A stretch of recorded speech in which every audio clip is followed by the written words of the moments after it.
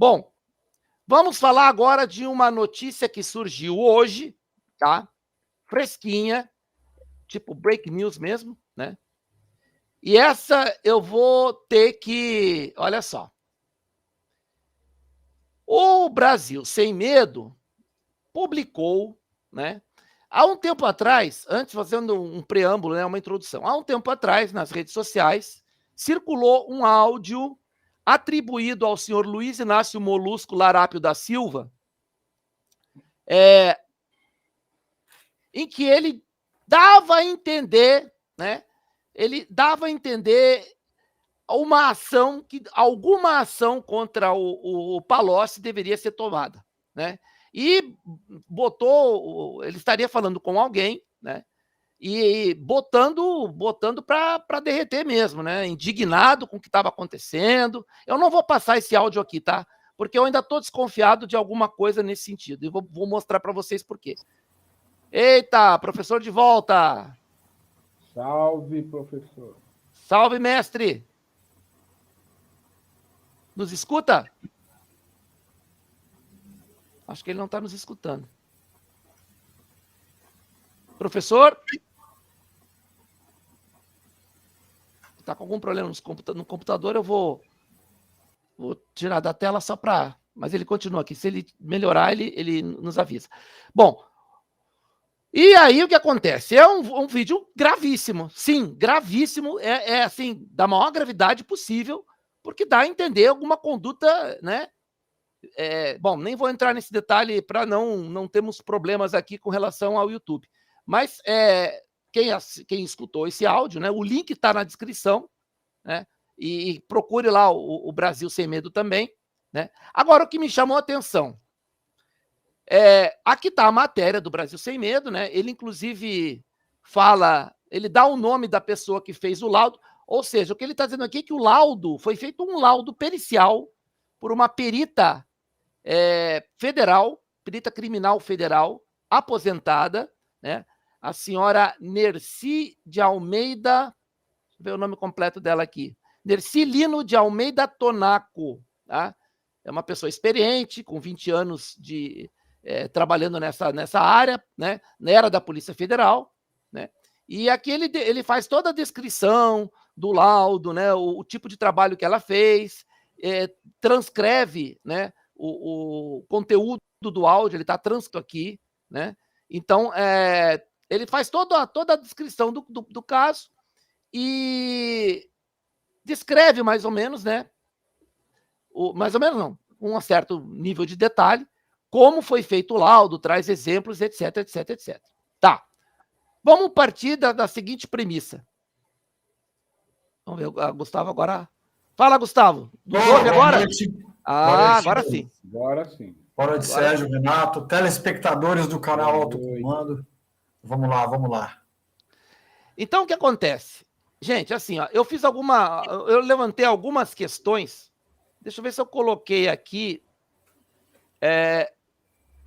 Eu coloquei aqui um tweet meu. Eu fiz um tweet lá no Twitter, levantando algumas questões sobre esse áudio, sobre essa matéria, né?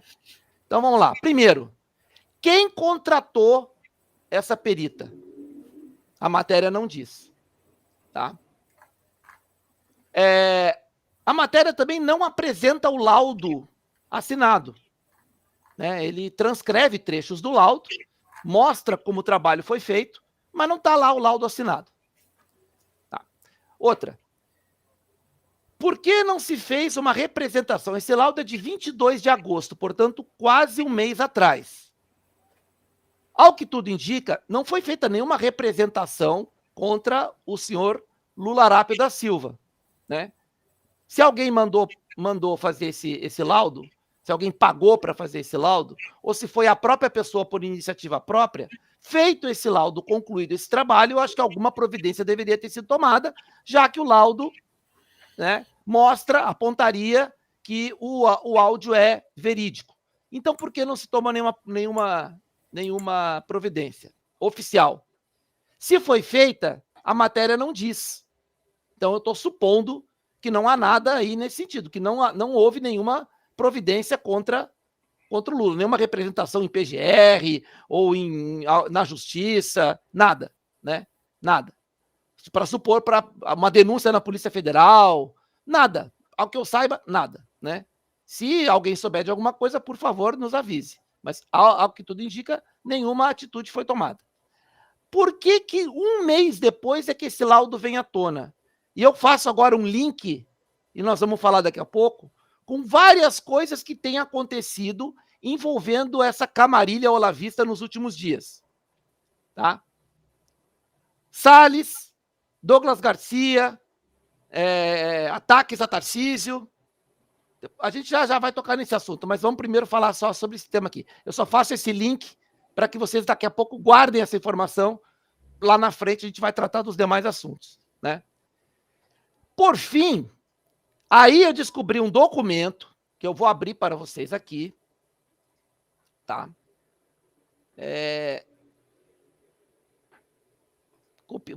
Vou abrir nessa mesma página aqui. É uma matéria do Estadão, mas o link o documento é da Procuradoria-Geral da República, assinado pela doutora Raquel Dodge, em abril de 2019, né?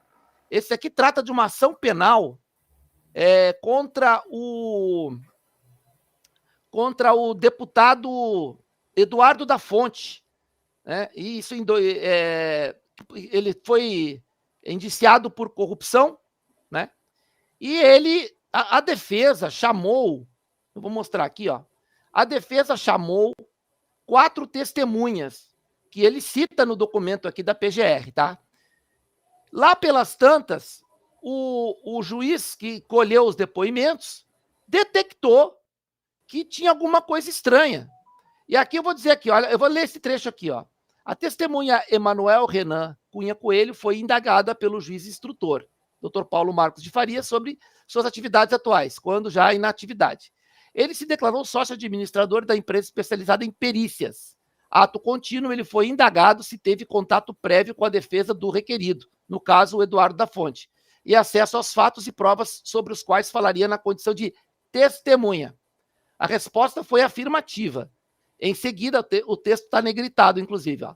Em seguida, ele foi perguntado se recebeu remuneração para analisar o caso e sobre ele se manifestar em juízo.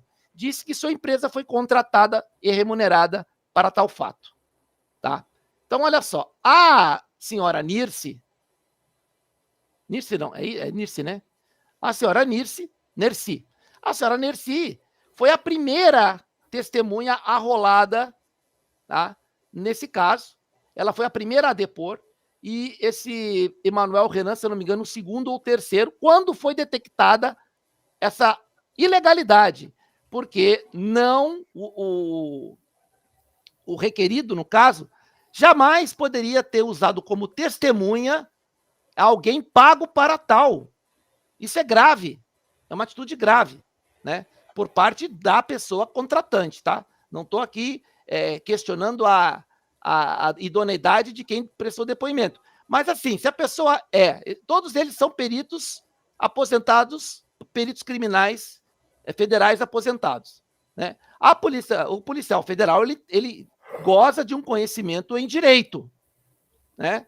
É um requisito básico para o policial federal, né? Se eu estiver falando alguma besteira aqui, por favor, me corrijam. Mas, ao meu entender, é requisito básico. Então, algum entendimento sobre isso, eles deveriam ter.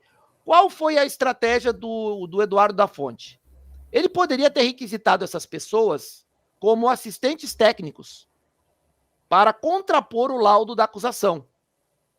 Em vez disso, como estratégia, ele as utilizou como testemunha. E aí, a testemunha não pode ter acesso, porque ela tem que testemunhar de forma... Ela não pode ter contato com a pessoa, ela não pode ser orientada a dar depoimento, ela tem que dar o depoimento livre, depoimento descompromissado com o réu.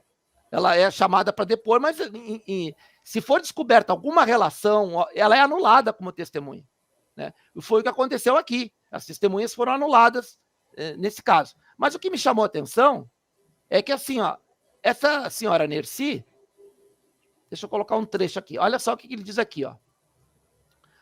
Ela, no caso em questão, não foi atestado que ela recebeu dinheiro, tá? Então, deixo bem claro que não estou dizendo que ela foi paga. Mas olha o que diz aqui o parecer da PGR. Pois bem, remunerar testemunhas é um fato processual extremamente grave. Esta conduta do requerido, no caso o Eduardo da Fronte, afronta a um só tempo. 1.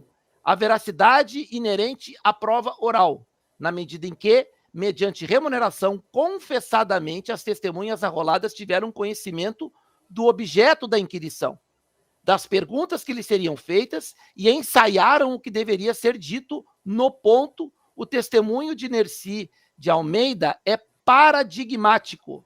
Respostas com conceitos prontos, ensaiadas e afirmações carregadas de certezas que, confrontadas com seus próprios exageros, acabaram, em parte, até retratadas. Aí eu digo o seguinte, volto a dizer aqui, eu não estou pondo em xeque a perita, tá? Mas é o seguinte, por isso que eu fiz o levantamento de várias questões. Quem paga?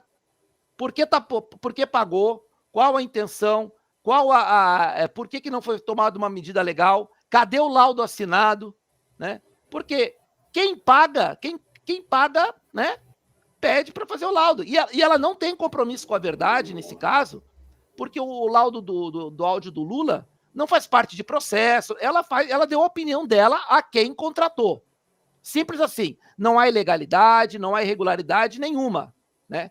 Mas ela é uma pessoa que faz perícias pagas. É o caso, e inclusive testemunhou, e aí eu acho estranho, tá? Não vou dizer mais do que isso, mas é o que eu acho. É estranho que uma pessoa que deva conhecer o direito, com longos anos dentro de uma instituição altamente capacitada, altamente digna, como a Polícia Federal, se dispôs a testemunhar, teoricamente, né? Possivelmente, né? Ou supostamente, sabendo que o testemunho dela poderia ser anulado por conta da descoberta eventual de um pagamento. Então, eu queria mostrar isso porque tudo o que vem dos olavistas me causa estranheza. E eu fui correr atrás e achei esse documento. Então, eu queria a opinião de vocês, porque existe aí uma sequência de atos dos olavistas, tá? E este ato aqui pode ser só mais um, porque o Eduardo Bolsonaro já retuitou essa matéria, já deu veracidade a ela, né? E já disse que essa matéria é um checkmate ao PT, um checkmate ao Lula. Aí eu pergunto a vocês, e se o presidente Bolsonaro usa essa matéria em campanha? E aí eu falo porque, na verdade, o presidente de per si pode não usar, mas e as pessoas da campanha dele? Aí ele usa esse material e lá na frente, a justiça prova que esse material não é verídico, né? Que esse material seja verídico, que esse laudo seja correto. Eu torço muito para isso. Mas a gente tem que ficar esperto, porque esses olavistas não pregam pregos sem estopa. Pessoal. Eu vou deixar o professor Gustavo, que chegou agora, dar a opinião dele primeiro. Qual é a data desse documento, Renato? 26, peraí, abril de 2019, eu só não sei o dia, só não lembro aqui o dia, deixa eu só abrir ele aqui, para ter o dia exato. E o laudo veio à tona, o laudo 12 não, peraí, este documento que eu acabei de ler, da PGR, é de 12 de abril de 2019. O laudo, segundo a matéria do Brasil Sem Medo, é de 22 de agosto deste ano, agora, do mês passado. Há um mês atrás. Segundo você leu aí, se for comprovado o envolvimento dessa testemunha em relação ao recebimento, né? Esse laudo de nada vale, pelo que eu entendi. Então, Gustavo, são duas coisas distintas, tá? O laudo do Lula é sobre um áudio que circulou na internet. Esse documento é um processo no qual ela participou como testemunha. Eu só quis fazer um paralelo de que uma perita pode ser contratada até para ser testemunha de um processo. Então, assim, e outra, o laudo que ela fez para o áudio do Lula não tem valor legal porque não foi feito dentro de um processo, a priori. Foi feito de uma maneira privada, alguém pagou para ela fazer esse laudo e dar o parecer sobre o áudio, né?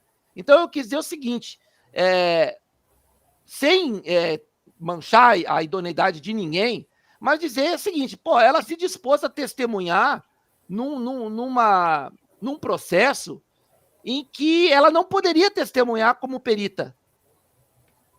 E aí o próprio parecer da PGR diz que o depoimento dela parece ensaiado, parece frases padrão, tem uma dinâmica de que foi combinado. Então eu estou colocando assim, sabe? A mesma pessoa que foi contratada para fazer o áudio do Lula, né? Eu acho que a credibilidade fica comprometida de uma pessoa que tem esse perfil.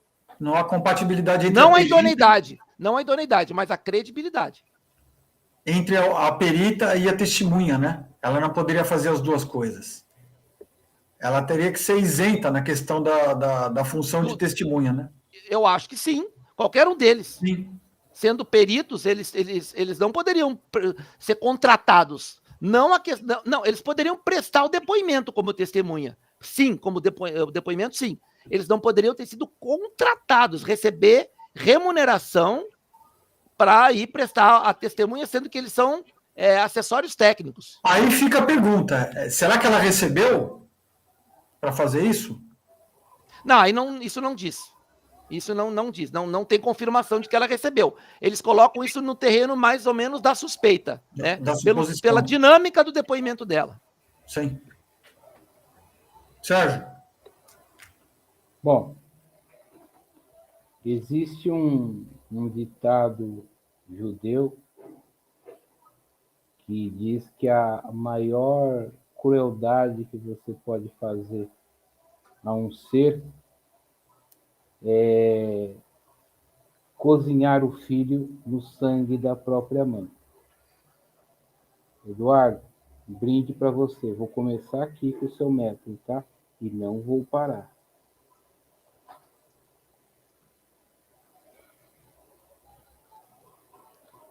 Olha Eduardo aqui o tweet Bolsonaro, do Eduardo. Eduardo Bolsonaro, ele diz, e eu concordo com ele, que tem pessoas que estão desesperadas em busca de protagonismo. E essas pessoas são capazes de tudo. Eduardo, concordo com você. Agora, eu vou continuar aqui da onde você parou. Entre essas pessoas que estão desesperadas por conseguir alavancar algum tipo de candidatura, estão os olavistas, grupo ao qual o Eduardo Bolsonaro não só pertence, como acredito que ele coordena. Esse grupo de olavistas, eles armaram uma estratégia. Qual é a estratégia? Baseado no conteúdo que o Eduardo Bolsonaro colocou no vídeo dele. Estou usando aqui exclusivamente a linha de raciocínio que Eduardo Bolsonaro estabeleceu no vídeo dele. Nós vamos Se mostrar vocês o vídeo não dele. sabem qual é, a gente vai mostrar aqui e você pode ver porque está no Twitter, tá? Então, os olavistas estabeleceram duas linhas de ação, né? Eles precisam se estabelecer com protagonismo ou antagonismo. A linha do protagonismo. A linha do protagonismo é o seguinte. Exemplo, vou usar como exemplo aqui a dona Carla Zambelli, é você... Sérgio. Oi. O pessoal está falando que o teu som tá baixo e eu só levantei o meu aqui para poder te ouvir um pouco melhor. Realmente tá baixo, tá um pouquinho baixo. Se conseguir aumentar aí. Melhorou agora? Parece que sim, um pouquinho. Melhorou um pouco. Tá. Pessoal aí do chat, dá um retorno aí, por favor, com relação ao áudio do Sérgio. Obrigado, Ângelo. Melhorou? Melhorou? Não vi o retorno, peraí. Aqui no chat ainda não recebi o retorno. Melhorou, pessoal? Para eu continuar a linha do raciocínio? O Mania que diz que tá bom. Isso. Bom, vou continuar, tá? Então, os olavistas estabeleceram duas linhas, tá? A linha do protagonismo e a linha do antagonismo. Qual é a linha do protagonismo? É você aparecer junto com Jair Messias Bolsonaro, ou em eventos que Jair Bolsonaro esteja, e aí você aproveita-se da visibilidade que Jair Bolsonaro já dá para você, e aí você cria um barraco para dar um upzinho na visibilidade. Exemplos, aqui a gente dá exemplo. De novo, estou usando aqui 100% do método descrito por Eduardo Bolsonaro no vídeo dele, tá? Não estou usando nada além da estratégia que Eduardo Bolsonaro desenhou lá. E ele desenhou tão bem que eu acredito fielmente que quem está executando, quem está coordenando a execução dessa estratégia na corja olavista é ele, Eduardo Bolsonaro. Então você cola no Bolsonaro e você cria treta para dar barraco, para dar visibilidade. Exemplo, o que o Salles fez no debate do Jair Messias Bolsonaro. O que Sérgio Camargo fez no debate Jair Bolsonaro na Band. Guarda isso aí. Uma outra linha de atuação é: se eu não conseguir destaque como protagonista, eu vou conseguir destaque como antagonista. Ou seja, eu sou o opositor ao Jair Messias Bolsonaro. Eu sou a pessoa de quem Jair Bolsonaro tem medo porque eu tenho informações. Exemplo, irmãos Weintraub.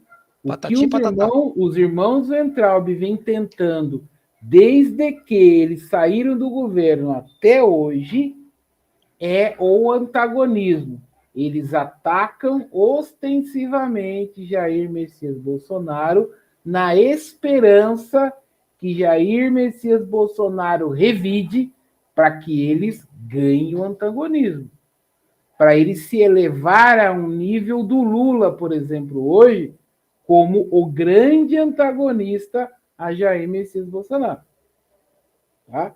Isso está desenhado no método que Eduardo Bolsonaro colocou no vídeo. Obrigado, Eduardo Bolsonaro. E eu vou usar ostensivamente esse vídeo, sem dó e nem piedade.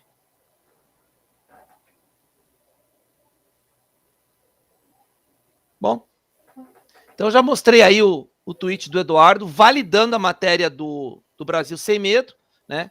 E eu torço realmente, estou falando aqui de coração aberto, eu torço que esse laudo seja concreto, que realmente esse áudio seja verídico, mas que se faça alguma coisa com esse troço, pô. Ficar jogando na internet só para criar fumaça, criar bagunça, isso é coisa de olavista. Isso é coisa de olavista. Se os olavistas realmente tivessem querido resolver a questão do Lula, lógico, eles teriam montado uma comissão e ido ouvir Hugo Carvajal. Hugo Carvajal. Como vários países, inclusive do Equador, foram ouvir, teve equipe de parlamentar que foram lá ouvir Hugo Carvajal.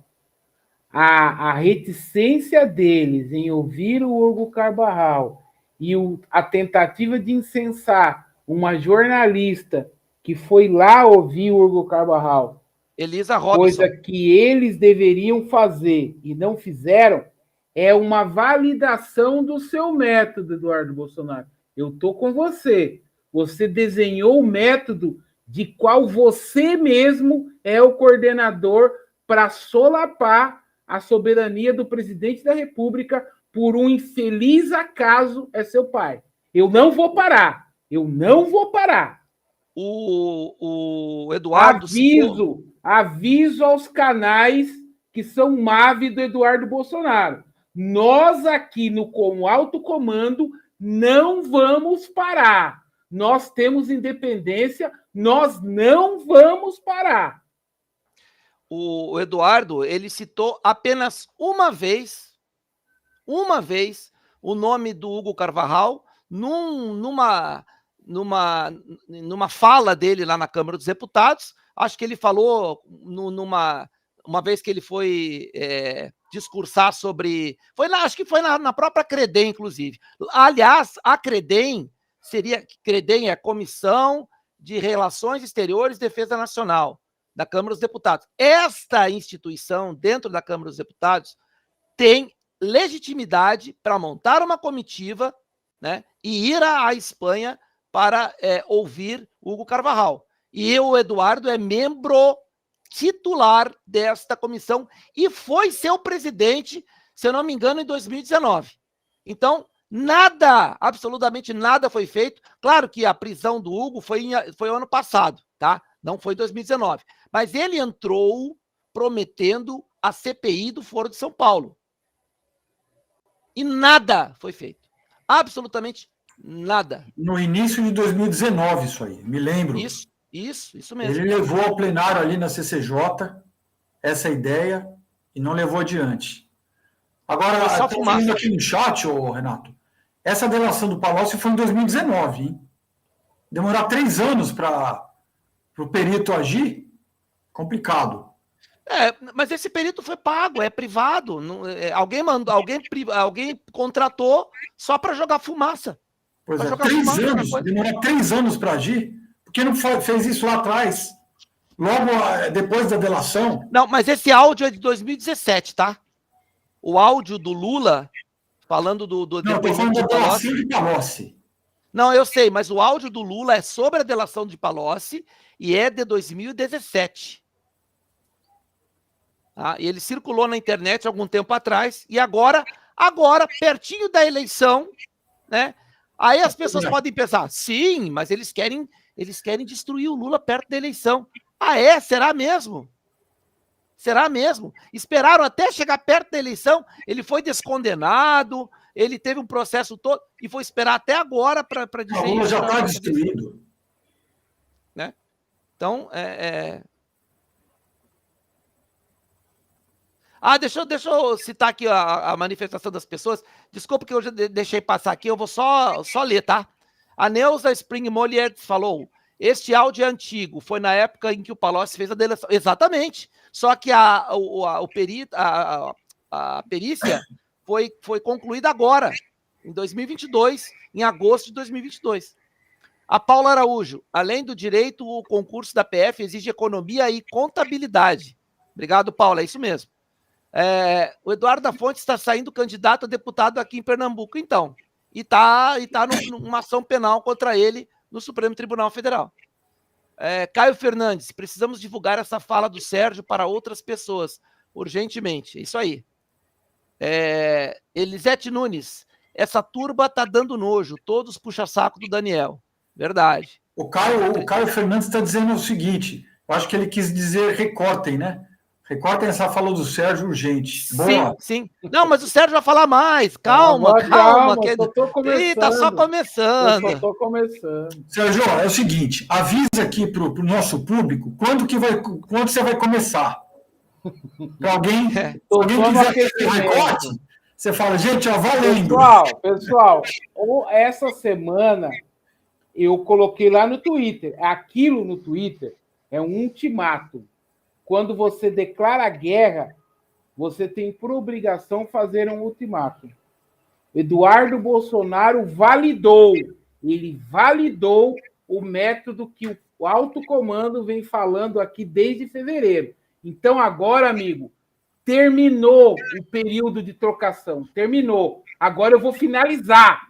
Agora é finalização. Terminou o estágio de estudo do adversário, de trocação para medir a potência. Terminou. Agora é finalização. Se ele escolhe se vai ser em pé ou deitado. Eu vou finalizar. Sérgio tá bravo.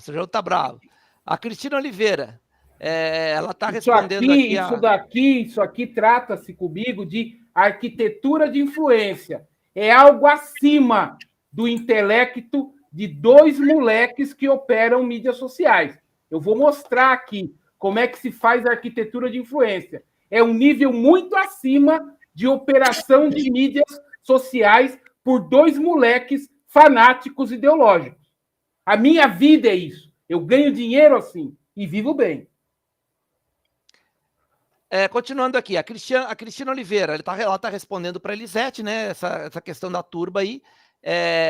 O presidente sabe dessa canalhada, mas lembre-se do momento crítico e decisivo que estamos. Faça um parênteses para concordar contigo, Cristina. O presidente não pode dar para eles nem o protagonismo, nem o antagonismo. Por isso que o presidente está seguindo a linha certinha de simplesmente desconsiderar o que esses caras estão fazendo. Isso, em estratégia militar, significa o sinônimo de você negar espaço ao inimigo.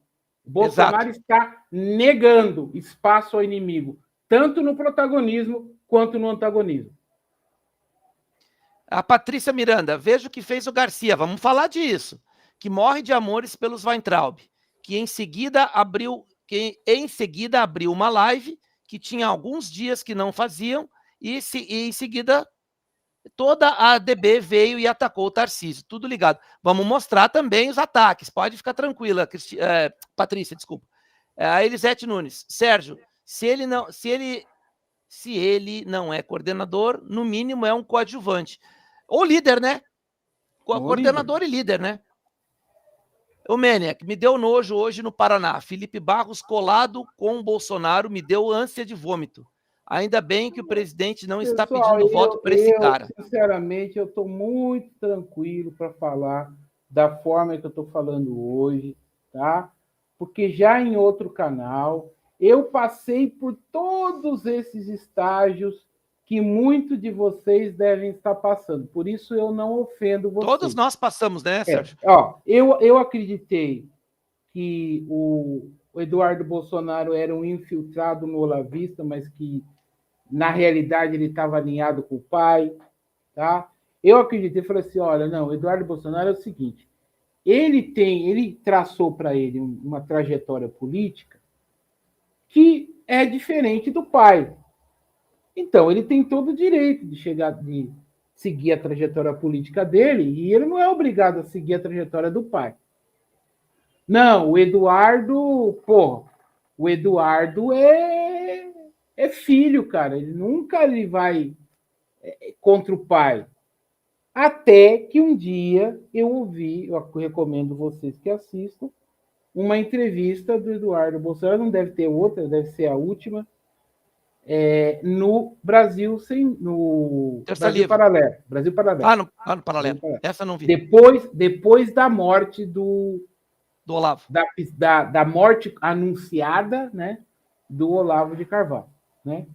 Aí ali, pessoal, eu fui obrigado a me render, porque assim, né, pessoal, não é feio você ter emoção, tá? É salutar você ter emoção. Faz parte, né, do ser humano você se guiar também pela emoção.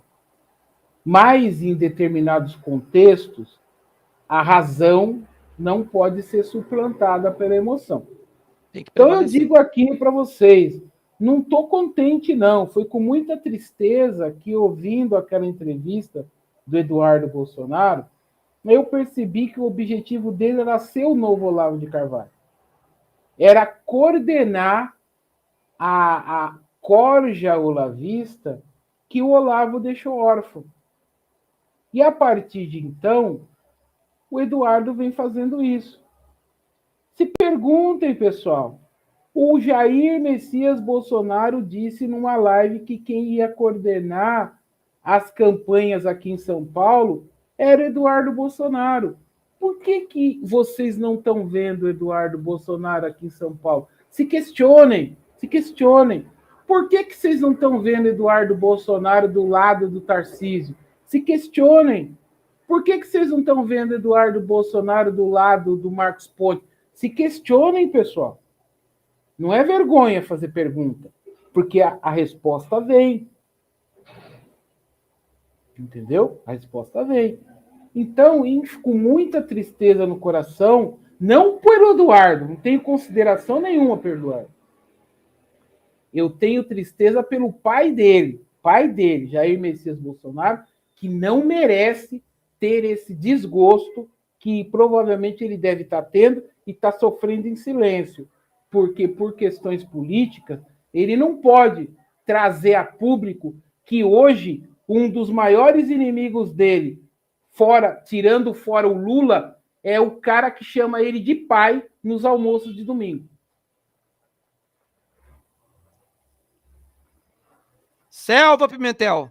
Tamo junto. Esse comentário do Pimentel eu coloquei aqui especificamente para dizer isso. Ó. Olha o que ele diz aqui. Ó. Perdi a fé no Eduardo quando ouvi o fanfarrão do Paulo Figueiredo criticar seu pai ao seu lado e ter ficado calado em um convescote conservador nos Estados Unidos. Foi no CEPAC. Inclusive estava Carla Zambelli, Gustavo Gayer e tinha mais alguém ali que agora não me recordo, né? E digo mais. Todos silenciaram. Todos riram. O Eduardo riu, porque o Paulo Figueiredo, eu não sou bolsonarista. E o Eduardo riu, a Zambelli riu, o pet dela riu, todo mundo riu. E aí eu lembro do seguinte, e essa postagem do Pimentel me faz lembrar do Maleta.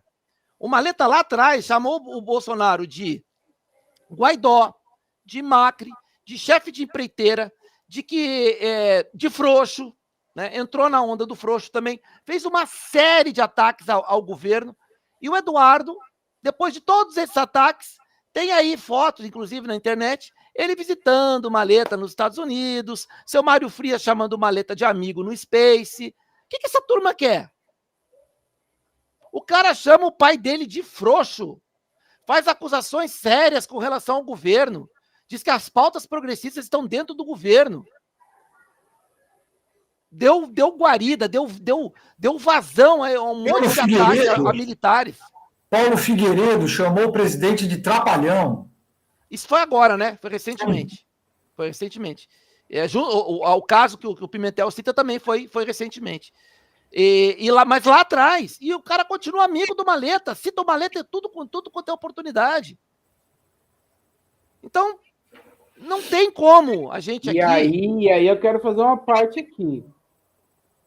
O Eduardo Bolsonaro cita o Maleta, não é da mesma forma que o Bolsonaro cita o Daniel Silveira.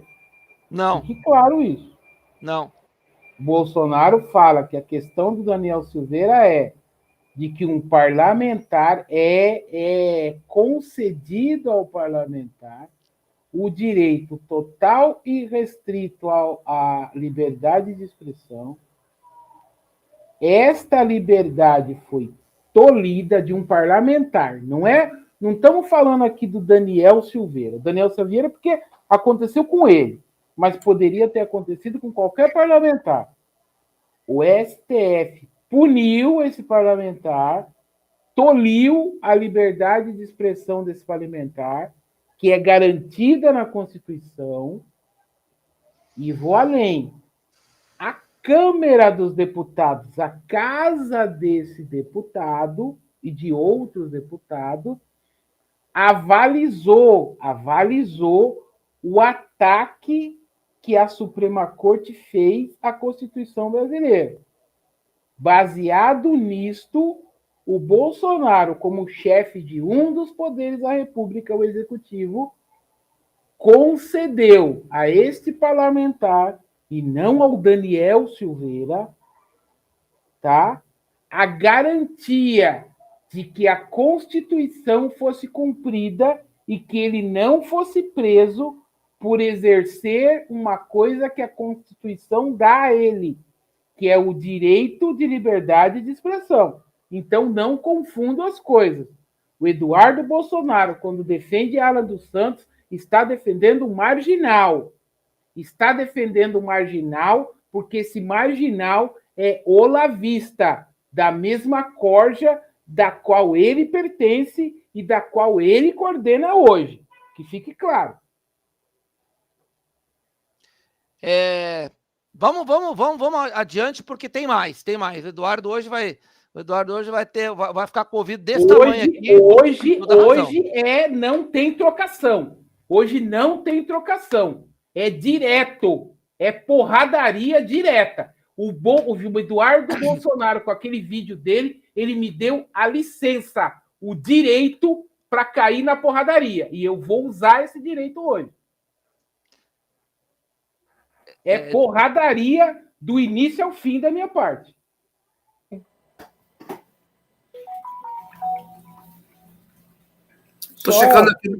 Só que Jair Messias Bolsonaro, ele é cercado de estrategista. E essa estratégia aí é manjada, pessoal.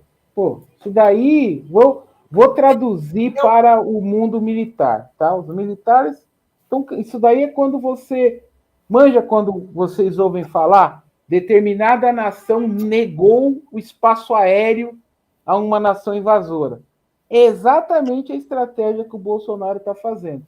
Bolsonaro está negando todo e qualquer espaço aos olavistas, seja ele espaço como protagonista ou antagonista. Pessoal, a Angélica Vieira, por isso que eu botei o comentário dela na tela, eu fui checar agora e é verdade, né? O Bolsonaro acabou de publicar no canal dele o vídeo do Gustavo Gaia. O Bolsonaro não, quem cuida da rede social, Fofuxo. Fofuxo acabou de publicar no canal do presidente o vídeo do Gustavo Gaia mostrando não o laudo, Angélica, não o laudo, a matéria do Brasil Sem Medo. Eu tinha assistido esse vídeo antes. Ele não mostra o laudo. Ele mostra ali a transcrição do áudio na matéria do BSM, que nós mostramos aqui, logo no início. Deus queira que esse laudo e que esse áudio seja verdadeiro, porque senão vão para cima do Bolsonaro, porque botaram no canal do Bolsonaro algo que tem um laudo privado e que não prova absolutamente nada legalmente, a menos que eles entrem com uma representação no TSE, na Polícia Federal, na Procuradoria-Geral da República, no raio que o parta, com uma representação contra o Lula. Se eles não entrarem com uma representação contra o Lula e ficarem nesse laudo privado, que não tem valor legal, repito, não tem valor legal, eles podem estar colocando o presidente Bolsonaro na maior roubada da campanha para a reeleição. Deus queira que esse laudo seja verídico, que esse áudio seja verídico, porque podem estar colocando o Bolsonaro numa tremenda roubada para que ele seja processado por fake news.